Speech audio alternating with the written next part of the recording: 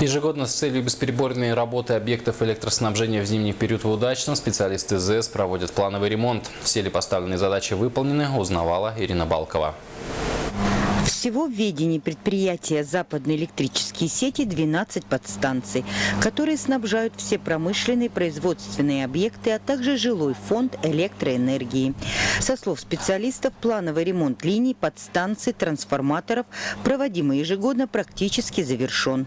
Что касается электроснабжения города, то оно обеспечивается при помощи 2 трансформаторов, каждый из которых по 25 мегаватт.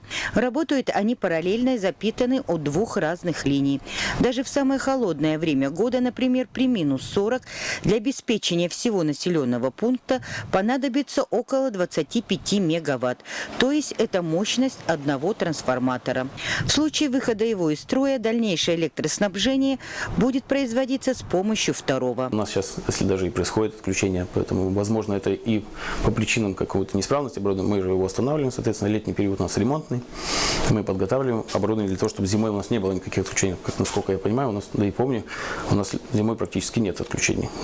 Что касается линии электропередач, а именно 115 и 116, идущие от главной понижающей подстанции номер 6 и авангардной через Сытыкан до аэропорта Полярный, то здесь в этом году также проделана огромная работа по замене и ремонту опор и креплений.